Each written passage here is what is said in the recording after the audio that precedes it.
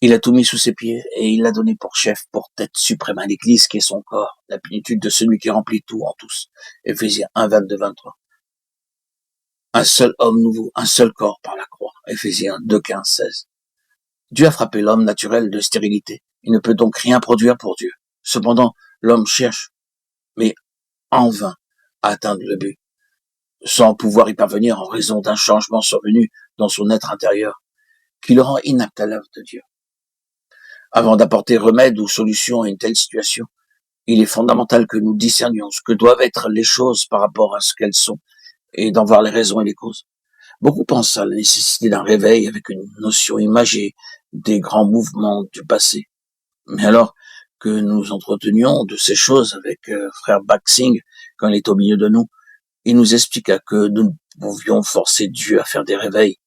Dieu travaille selon son plan préétabli, il en poursuit la réalisation au cours de l'actuelle dispensation. Il est donc très important de discerner ce qu'il fait et comment entrer dans ce mouvement venu des cieux et ce qui doit être réalisé en nous pour collaborer avec lui et prendre notre part dans son fardeau. La situation actuelle est celle d'un déclin spirituel général.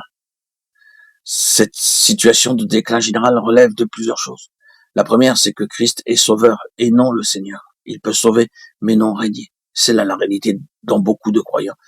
La seconde, c'est que la croix, dans son principe, n'est pas vécue intérieurement. L'expérience de Romains 6, baptisant sa mort, est un fait inconnu dans la vie d'un grand nombre. Et la cause immédiate en est que Christ n'est pas Seigneur, car c'est en raison de son obéissance jusqu'à la mort de la croix qu'il fut élevé souverainement. Philippiens 2, 8 à 11.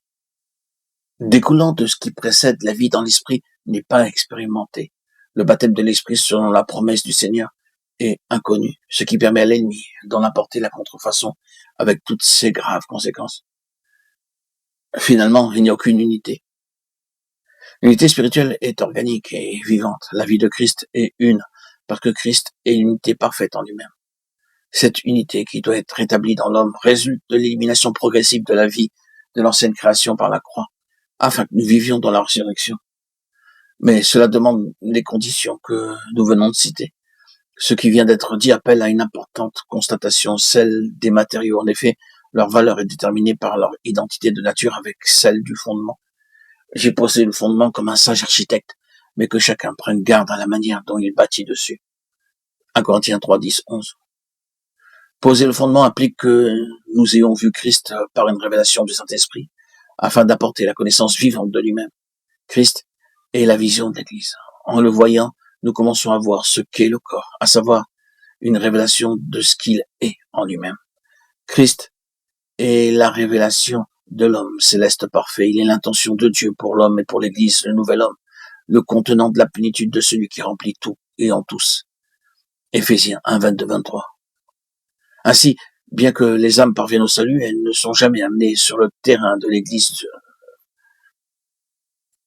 Elles demeurent immatures et en dehors du dessein éternel. Il y a des églises, mais il est très rare de voir l'Église.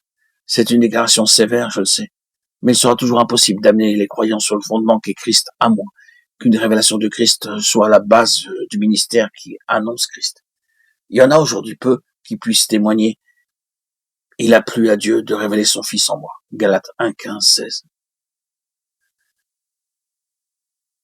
Il est impossible de voir l'Église et de l'édifier sans une révélation de Christ.